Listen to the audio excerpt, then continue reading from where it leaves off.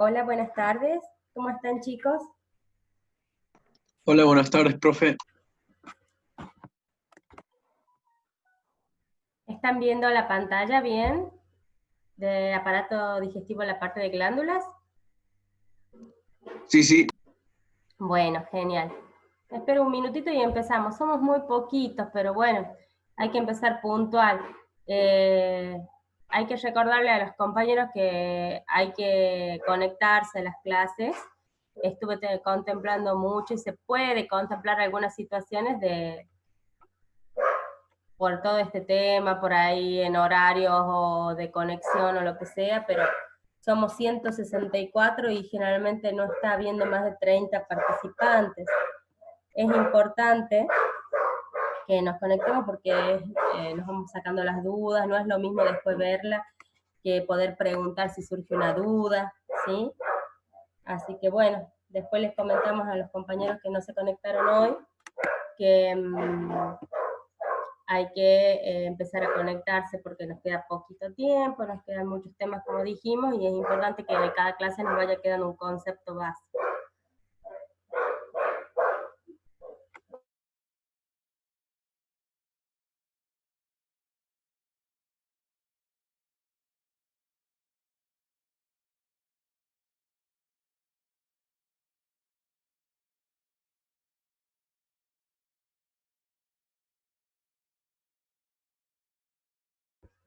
Bueno, empecemos entonces.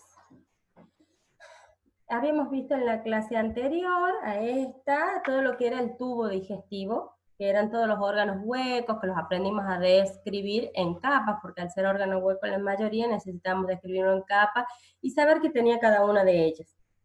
Ahora vemos las glándulas anexas del tubo digestivo, que son tres. Una es el hígado, la otra es la vesícula biliar y la otra es el páncreas. Es una clase relativamente corta, hay que prestarle atención a algunos conceptos básicos que yo les voy a recalcar, y como siempre, si tienen dudas, me van parando y me van preguntando. Es importante que no queden dudas, ¿sí? Bueno, empecemos. Vamos a hablar primero del hígado. El hígado es una glándula y un órgano, una víscera.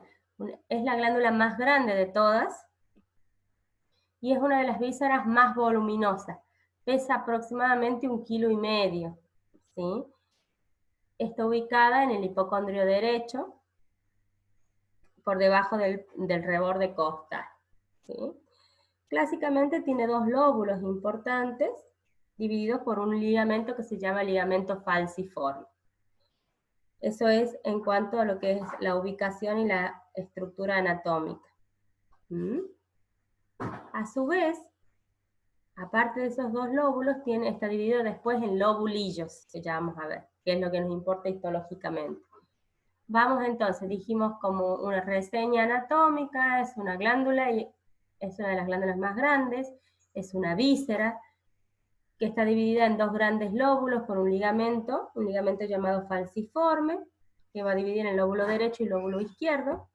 A su vez tiene múltiples segmentos esos lóbulos y eso es anatómico. Histológicamente está dividido en lobulillos, ¿sí? ¿Cuáles son las funciones del hígado? Y el hígado tiene múltiples funciones, ahora vamos a recalcar algunas de las más importantes. Una es captación, almacenamiento y distribución de sustancias nutritivas, por ejemplo, las vitaminas. Las más importantes, que son captadas, almacenadas y distribuidas en el hígado, son la vitamina A, la vitamina D y la vitamina K. ¿Sí? La vitamina A, que tiene que ver con el buen funcionamiento de la vista, la piel, el pelo; la vitamina D, que tiene que ver con la fijación del calcio en los huesos y el sistema inmunitario; la vitamina K tiene que ver con la coagulación. ¿Sí? Otra de las funciones más importantes es que mantiene la glucemia, ¿sí? Interviene en todo el metabolismo de la glucosa. Regula la concentración de las lipoproteínas de muy baja densidad. la VLDL. Degrada y conjuga muchos fármacos. La mayoría de los fármacos y las sustancias tóxicas son degradadas y filtradas y conjugadas en el hígado, ¿sí? La mayoría de los medicamentos que tomamos, hasta el más inocuo, por ejemplo el paracetamol, que es uno de los fármacos que más comúnmente se usa, y es más inocuo, es metabolizado, conjugado y degradado en el hígado, ¿sí?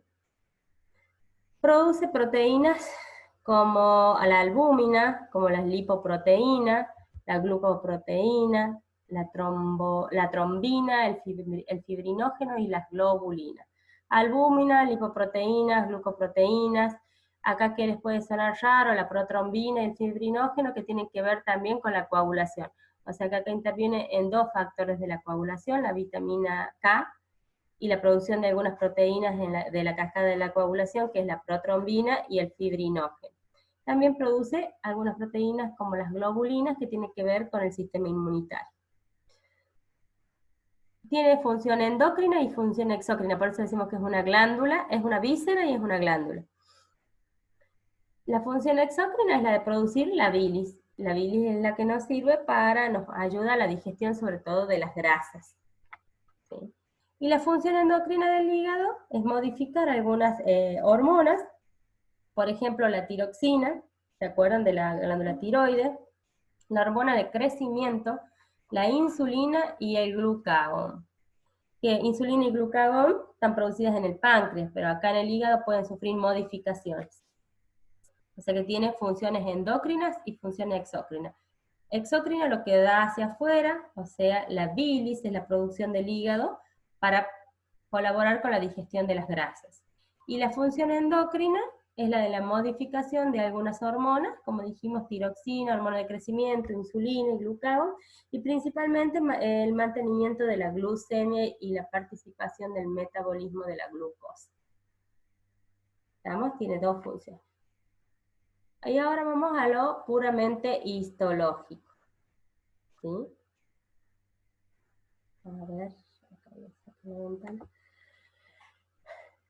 en la histología del hígado dijimos que al principio la anatomía estaba dividida en dos lóbulos, además tenía múltiples segmentos, eso ya lo van a estudiar en anatomía, pero histológicamente está dividido en lobulillos, ¿sí? Dijimos que era una glándula mixta, que tenía funciones endocrinas y exócrinas, que es un órgano parenquimatoso, no es un órgano hueco, no lo describíamos en capas como los otros. Está cubierto por una cápsula de tejido conectivo gruesa, especial, a la que vamos a llamar cápsula de Gibson. Tiene dos lóbulos anatómicos, tiene varios segmentos y tiene lobulillos histológicamente. El parénquima, ¿se acuerdan que parénquima era la parte funcional de un órgano?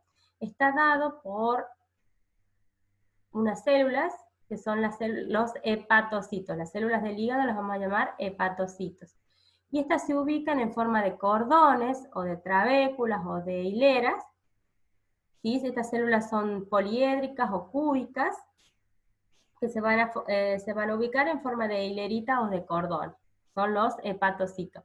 Los hepatocitos son los que van a producir la bilis, ya vamos a ver, que es la producción exócrina del hígado. Y entre esos cordones o trabéculas de hepatocito vamos a encontrar capilares sanguíneos, ¿sí? Capilares sinusoidales o capilares sinusoides. En el medio de esos lobulillos hepáticos va a haber una vena que se llama vena centrolobulillar, que es rama de la vena hepática. En los ángulos de esos lobulillos, ya vamos a ver un gráfico, vamos a encontrar espacios que se llaman espacios porta. En este espacio vamos a encontrar elementos a los que llamamos la tríada portal.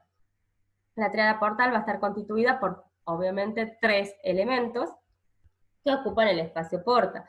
Una es una vénula, que es rama de la vena porta, una arteriola, que es rama de la arteria hepática, y un conductillo biliar, que es rama, que se forma a partir de los conductillos hepáticos más pequeños, que ya lo vamos a ver, ¿sí? En ese espacio porta, bueno, encontramos la tríada porta. Luego vamos a encontrar otra cosa que se llama espacio de Diesen. No es ni otra, es el espacio que vamos a encontrar entre una célula hepática, que es el hepatocito, y una célula del vaso sanguíneo, que es la célula endotelial. El espacio que hay entre el hepatocito y la célula endotelial del vaso sanguíneo se llama espacio de Diesen.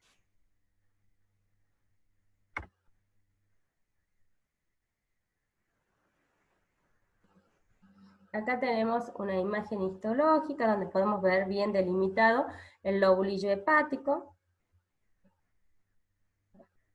El lobulillo hepático, dijimos, es un hexágono, un polígono, ¿sí? Donde va a tener en cada uno de sus ángulos un espacio, que era el espacio porta, que tenía 3 elementos, ¿sí? Una vénula, una arteriola y un conductillo biliar, ¿sí? Cada uno de esos ángulos, los ángulos de este polígono, van a encontrar el espacio porta con la tríada porta.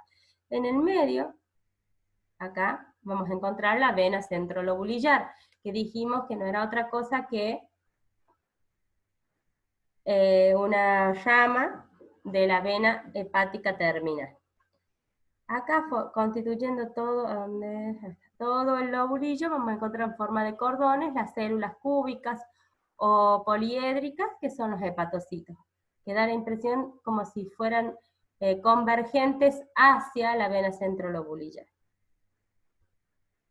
Acá tenemos a mayor aumento un espacio porta, donde tenemos la arteriola hepática, la vénula porta. Acá tenemos la vena centrolobulillar.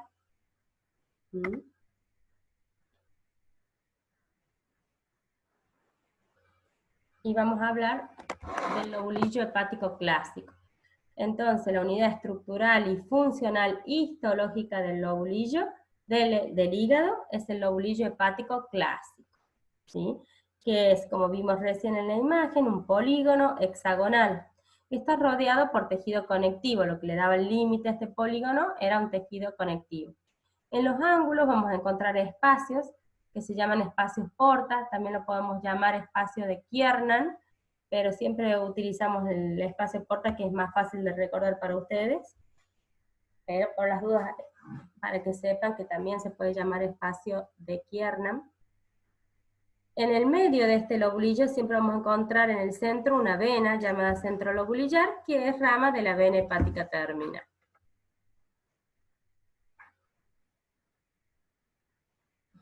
Acá tenemos de nuevo un esquema y una imagen histológica del lobulillo hepático clásico. Digo lobulillo hepático clásico porque ya vamos a ver que existen otros dos lobulillos que también se describen en el hígado, pero vamos a tomar de referencia y como unidad estructural y funcional del hígado el lobulillo hepático clásico. ¿Sí? Acá tenemos un esquema, en el medio la vena centrolobulillar, rama de la vena terminal hepática, ¿sí? En sus ángulos, esto vemos que es un polígono y va a estar rodeado por tejido conectivo. En sus ángulos voy a encontrar el espacio porta, donde tiene 3 elementos, ven que los describimos, uno en rojo, uno en azul y uno en verde. El rojo es la arteriola, rama de la arteria hepática, el azul es la vénula, rama de la vena porta, ay, se me fue. Y acá, en verde, el conductillo biliar. ¿Sí? Acá, formando parte del polígono, dijimos las células poliédricas o cúbicas con un núcleo redondo y central, que eran los hepatocitos. Y entre los hepatocitos, en azul, los capilares sinusoidales. ¿Sí? Lo que vemos en amarillo son los espacios de Diesen, ¿sí? Que dijimos que entre un hepatocito y la célula del capilar sinusoidal había un espacio que se llamaba espacio de Diesen. Por supuesto que el hígado está constituido por múltiples de estos lobulillos, ¿sí? ¿Ven? Como vemos acá, separamos uno y lo vemos. Esto es esquemático para que puedan diferenciar los elementos, y así es como se ve histológicamente. La vena centrolobulillar, los cordones de hepatocitos que constituyen todo el lobulillo hepático, lo que está en línea punteada es el tejido conectivo que da el límite al hexágono, al lobulillo hepático clásico, y en sus ángulos vamos a encontrar acá los espacios porta con la tríada portal.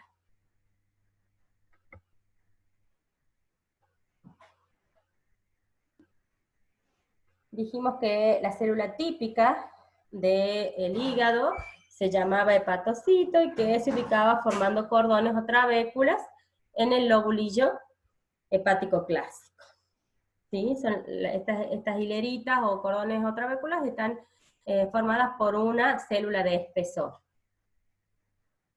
Su núcleo es redondo y central, como podemos ver acá en esta imagen, redondito y central.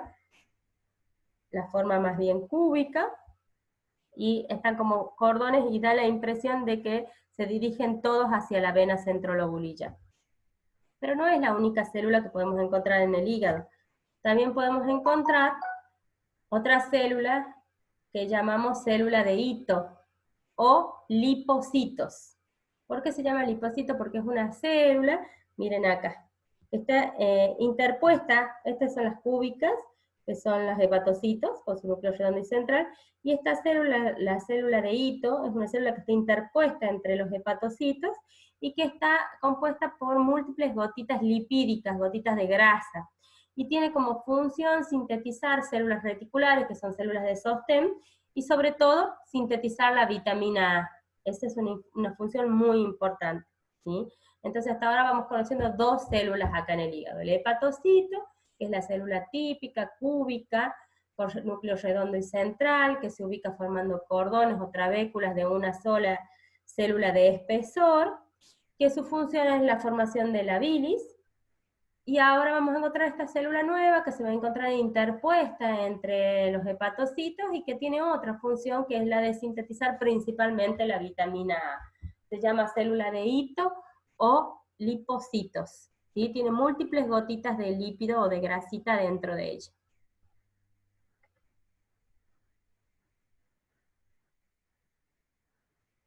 Y aparece otra célula, la célula de von Kupfer.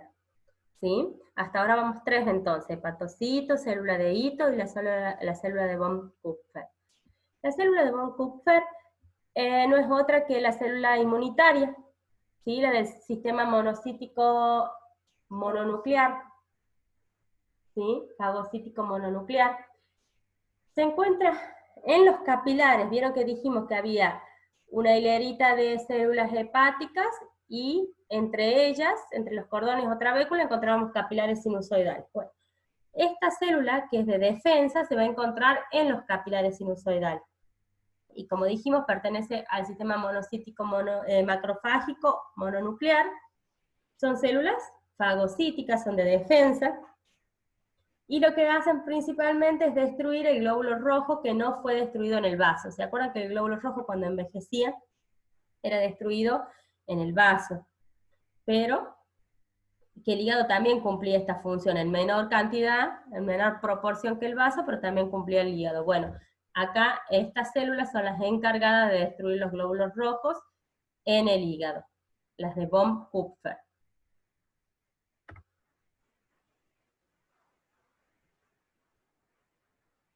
Bueno, ahora vamos a ir a los espacios porta, que dijimos que al lobulillo lo delimitaba el tejido conectivo. Como era un hexágono, tenía ángulos, y en cada uno de estos ángulos vamos a encontrar el espacio porta. Está separado de los hepatocitos por un espacio que se llama espacio de Mal, donde se forma la linfa. La tríada portal dijimos ya que estaba constituida por la rama de la vena porta, por una rama de la arteria hepática y por un conductillo biliar.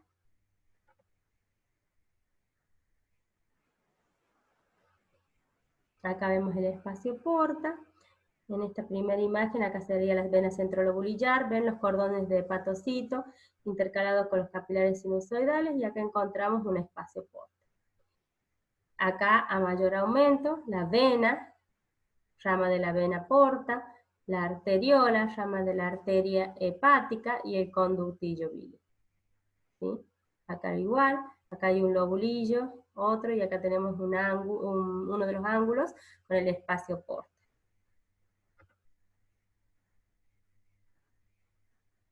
Y como yo les decía, el que nos interesa y el que nos da el que es la unidad funcional y estructural del hígado es el lobulillo clásico. Pero además hay dos lobulillos más que quisiera que los conozcan.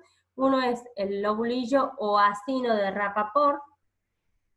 Acá en esta imagen tenemos el lobulillo clásico, el que tenemos que estudiar nosotros, ¿sí? Acá tenemos en cada ángulo su espacio porta con la tríada portal, separado por los tabiques de tejido conectivo, la vena centrolobulillar y los cordones de Hepatocito.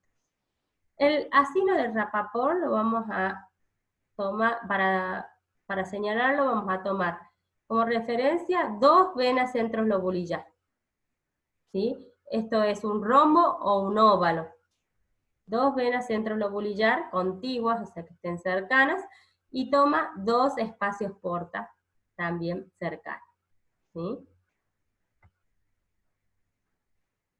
Acá tenemos el resumen de los tres tipos de hepatocito. El otro que nos falta es el lobulillo porta,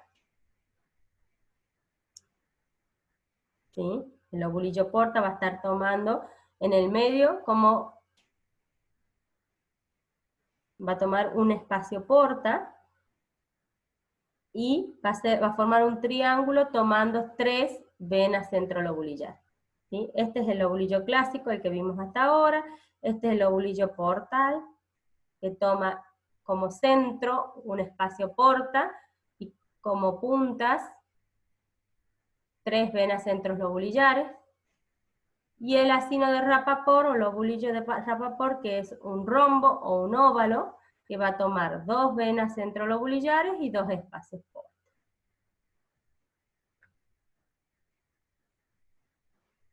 ¿Sí? Bueno, el espacio porta delimita la masa de hepatocitos que envía la bilis al mismo conducto de un espacio porta.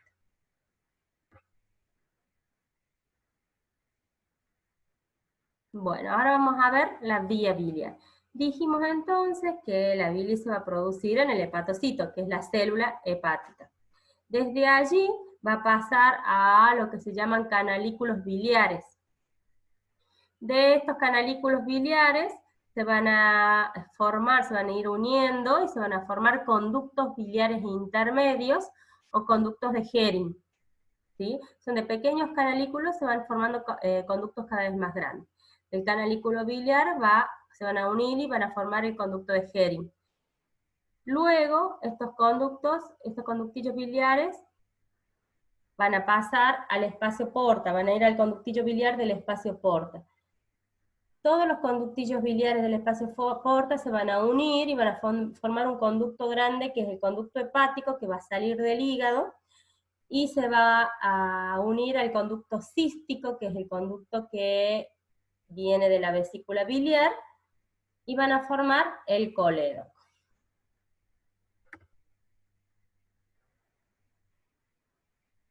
Hasta acá hígado, bien, no quedó dudas, porque vamos a pasar a páncreas. Profe, sí. la diapo anterior, por favor. No escucho, ¿de nuevo me repetís? Que si puede volver a la diapositiva. Profe, quería preguntarle algo. Bueno, volvemos a la diapositiva anterior y escucho la pregunta de su compañera que... Sí. ¿Qué me querías preguntar? Hola. ¿Me escuchan? ¿Cómo está delimitado los lobulillos y los acinos? O sea, ¿en qué referencia tiene para su límite? ¿Tiene el conectivo o es como más imaginario? Ajá, es más imaginario. Tomamos, el conectivo solamente va a delimitar el lobulillo clásico, el que vimos primero. Y los otros dos acinos, el clásico sí está delimitado todo por tejido conectivo. En cambio, los otros dos va a tomar puntos de referencia y vamos a hacer un trazado imaginario. Entonces, el portal vamos a tomar en el centro, vamos a considerar un espacio porta. y vamos a dibujar un triángulo utilizando 3 venas centrolobulillar. Sí, es imaginario esto. Estos últimos 2 son imaginarios. No tiene un límite de conectivo como el clásico. Y en el EPAT... Muchas gracias, profe. En el acinar lo mismo, ¿sí? Tomamos 2 venas centrolobulillar y 2 espacios porta y hacemos un trazado imaginario. A diferencia del clásico que sí está bien delimitado. ¿Está ahí más o menos claro? Sí, perfecto, gracias, profe. Y acá era de la vía biliar que se formaba, dijimos, en el hepatocito, que es la célula. De ahí pasa a un capilar o canalículo biliar, que es algo chiquitito. Esos canalículos se unen para formar el conducto intermedio o conducto de Hering. Esos conductos de Hering van a ir a formar los conductillos biliares que van a estar en los espacios porta. De ahí se juntan todos los conductillos biliares de los espacios porta y forman un conducto grande, que es el conducto hepático que sale del hígado con la bilis, y que se va a unir con un conducto que viene de la vesícula y va a formar un conducto mucho más grande que se llama colédoco. ¿Ahí quedó claro esta? Sí, profe. Bien. Pasemos entonces al páncreas. Si tienen dudas nos detenemos, ¿sí?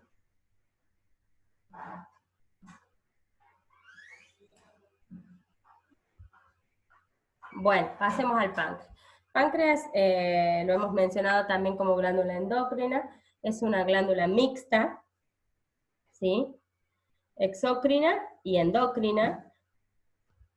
Ahora la vamos a ver, bueno, vamos a nombrar las dos funciones, pero nos interesa la parte exócrina porque participa en la digestión, ¿sí? La parte endocrina es la que tenía que ver con el metabolismo de la glucosa y de la insulina, y la parte exócrina es la producción de las enzimas digestivas para la digestión de algunos alimentos, sobre todo de las grasas, ¿sí? Este órgano se ubica muy en el hipocondrio izquierdo, se encuentra por detrás del estómago y está muy relacionado con el vaso. Está envuelto en una cápsula delgada de tejido conectivo, tampoco es un órgano hueco, por lo cual tampoco se lo va a describir en capas, es un órgano parenquimatoso, es una glándula, que envía tabiques que lo van a dividir en lobulillos que no están bien definidos, así como en el hígado. Presenta un conducto grande que lo atraviesa todo, desde la cola hacia la cabeza del páncreas. El páncreas tiene una cabeza, un cuerpo y una cola. Hay un conducto que lo atraviesa todo, que recorre toda la glándula, se llama conducto de Wirsum, ¿sí? Y que va a desembocar en la segunda porción del duodeno, en un lugar donde se llama ampolla de Vater, que se encuentra un esfínter llamado esfínter de Oddi, ¿sí? Entonces, todo lo que la secreción exocrina pancreática va a ser trasladada por este conducto de Wirsum y va a ser volcada en el duodeno, en el intestino delgado, en la segunda porción, en un lugar que está más dilatado, que se llama ampolla de Vater, y tiene un esfínter que se llama esfínter de Oddi. Hay también un conducto accesorio que se llama conducto accesorio de Santorini.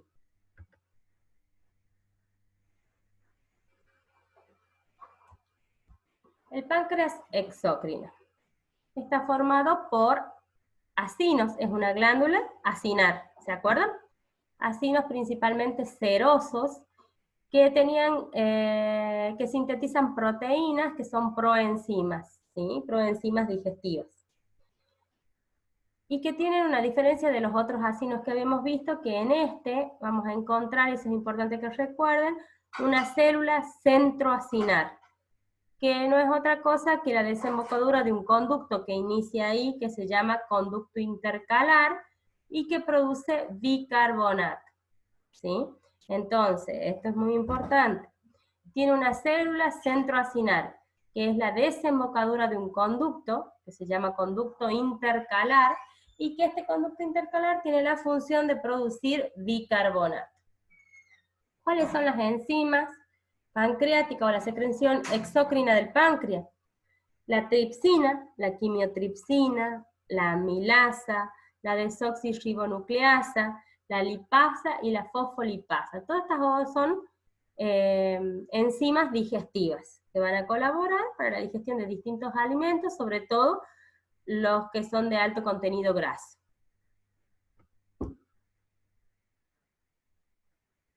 Acá vamos a ver los acinos, ¿se acuerdan? Glandulitas redondas, acinares.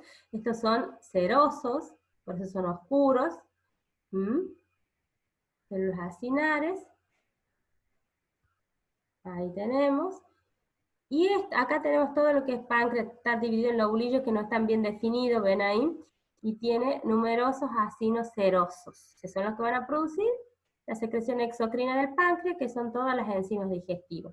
Y esto que tenemos más claro, redondeado, acá en el medio, son los islotes de Langerhans, o de Langerhans, ¿sí? Que no es ni otra cosa que la parte endocrina del páncreas, ¿sí?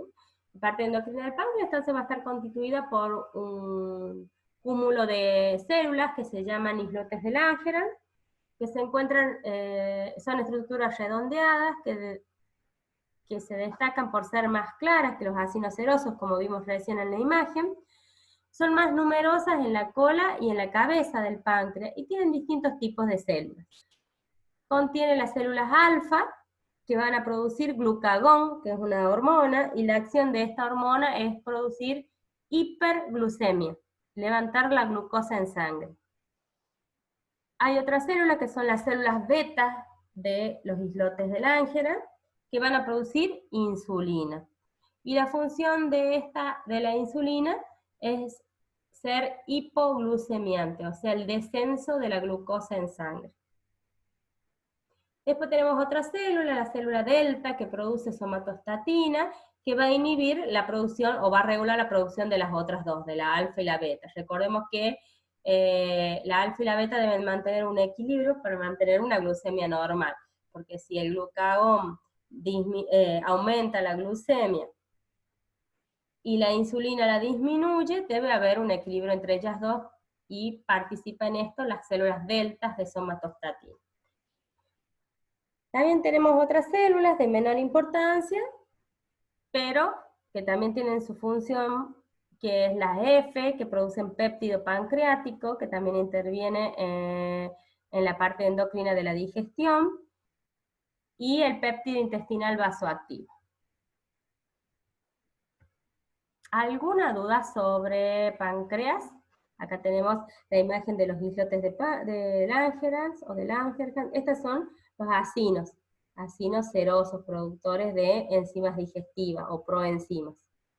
Acá tenemos el islotes de Langerhans, donde vamos a tener todos estos tipos de células que les dijimos recién, ¿sí? Alfa, beta, delta, péptido inhibidor intestinal, y acá tenemos de nuevo acinos serosos, islotes de Langerhans. ¿Dudas hasta acá?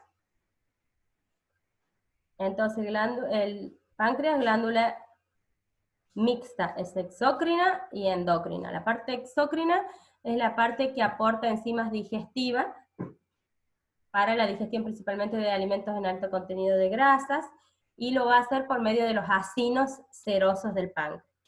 Y la parte endocrina lo va a hacer por medio de los islotes de Langerhans, a través de las células que tienen, que son alfa, beta, delta, que van a tener que ver principalmente con la regulación de la glucemia en sangre. Insulina, glucagón, somatostatina, ¿sí?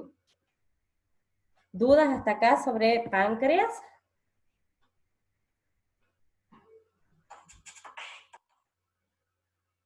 No, chicos, continuamos entonces con lo último, que es la vesícula biliar. La vesícula biliar sí es un órgano hueco, a diferencia de los otros dos que vinimos describiendo recién. Y la función es el reservorio de bilis, la concentración de la bilis y la acidificación de la bilis. Porque si recordamos dónde dijimos que se produce la bilis, ¿alguien se acuerda? ¿Chicos?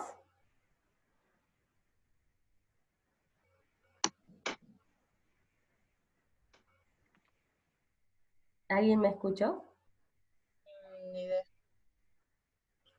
Sí, profe, creo que en la bilis, La bilis en el hígado, en el hígado, específicamente en el hepatocito, en la célula del hígado que se llamaba hepatocito. Ahí se producía la bilis. Entonces un error común es pensar que la bilis se produce en la vesícula biliar, y no es así. La bilis se almacena en la vesícula biliar, se concentra y se acidifica, pero la va a producir el hepatocito en el hígado, ¿sí? Por eso era que les estoy preguntando a ver si se despiertan un poquito, para que les quede claro este concepto. Entonces, vesícula biliar es un órgano hueco que es como una bolsita que está ubicado por debajo del hígado y que va a cumplir la función de almacenar, concentrar y acidificar la bilis, ¿sí? Y por ser un órgano hueco lo vamos a describir en capas. Tiene una mucosa, y como siempre la mucosa se empieza describiendo con un epitelio. El epitelio de la bilis es un epitelio cilíndrico simple con chapa estriada, o sea, con microvellosidades. Tiene evaginaciones que están acompañadas por un eje de tejido conectivo, a las que vamos a llamar pseudovellosidades, que quiere decir que parecen vellosidades, pero que no llegan a serlo. Ya vamos a ver una imagen. Evaginaciones, ¿se acuerdan? Prolongaciones hacia afuera o hacia la luz. Después tenemos, como todo debajo del epitelio, membrana basal, tejido conectivo laxo, que es el corio, ¿sí? Que contiene vasos, nervios, y acá presenta otras cosas, invaginaciones, ¿sí? Del epitelio, que los vamos a llamar senos o divertículos, y vean acá que siempre les da trabajo esto, Rokitansky-Aschoff. ¿Qué se va a encontrar solo en el cuello de la glándula? En el cuello, no, que en realidad lo que hay en el cuello solamente son las glándulas mucosas, perdón. Entonces, debajo de la mucosa, debajo del epitelio, vamos a encontrar el corio no lámina propio, que es tejido conectivo laxo, con vasos y nervios, y acá vamos a encontrar invaginaciones, lo opuesto a lo anterior. En el epitelio encontrábamos evaginaciones que parecían vellosidades, pero que no llegaban a serlo, por eso los llamábamos pseudovellosidades. Y en el corio no lámina propia vamos a encontrar invaginaciones que van a formar senos o divertículos que se van a llamar Rokitansky-Aschoff. Y que en el cuello de la vesícula podemos encontrar glándulas mucosas, ¿sí? Tiene una sola capa muscular, la muscular externa, y tiene una parte de adventicia y tiene una parte de serosa. Si ustedes se acuerdan, en la clase pasada yo les decía que todo aquello que estaba envuelto en el peritoneo tenía serosa, porque era todo lo que tiene la adventicia, pero lo cerraba un epitelio plano simple, un meso. En este caso hay una parte de la vesícula, una pared de la vesícula que está pegada al hígado, y esa parte tiene adventicia. Y hay una parte que está libre, que está envuelta por el peritoneo, y esa parte tiene serosa, ¿sí? Recordemos, la adventicia es tejido conectivo, vasos, nervios, tejido adiposo, y la diferencia con la serosa es que en la serosa la cierra un epitelio plano simple, un mesotelio, ¿sí?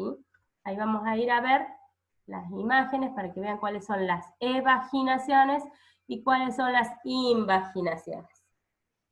Acá en este esquema, acá arriba, tenemos que todo esto que va hacia la luz, hacia afuera, son las evaginaciones. Tiene un epitelio cilíndrico simple con microvellosidades o chapa estriada, ¿sí? Estas evaginaciones son acompañadas de tejido conectivo.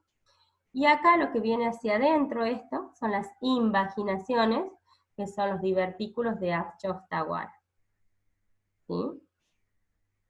Acá tenemos una imagen, evaginaciones, invaginaciones. Vesícula biliar, una capa de músculo y adventicia o serosa, depende de la parte que estemos viendo. Acá vemos a mayor aumento una de las evaginaciones con el epitelio cilíndrico simple con microvellosidades. Acá tenemos el epitelio, y acá tenemos los divertículos o invaginaciones de Aschoff-Tawara. De Rokitansky-Aschoff, quiero decir, perdón. ¿Sí? Ahí. Bueno, chicos, hemos llegado, les decía que esta clase es mucho más cortita que la anterior, donde vimos todos los órganos huecos. Acá nos concentramos en solamente 3 órganos, 2 parenquimatosos y una sola hueca. Así que, si hay alguna duda, tratemos de hacerla ahora. En un rato vamos a estar subiendo a la plataforma al link para que tengan la clase ahí ya lista. Y seguramente en lo que va de la semana que viene vamos a hacer un cuestionario evaluativo con los temas que vamos viendo hasta ahora, como para que no se pierdan. Somos hijos del rigor y si no los obligo a estudiar se van a ir atrasando, ¿sí? Así que la semana que viene les voy a hacer un cuestionario parecido y de paso para que practiquen para para el parcial, ¿sí? ¿Alguna duda? Así los despido. A ver, profe, ¿podría? Sí, profe. ¿Qué serían los ancinos serosos que me dejó esa duda? Los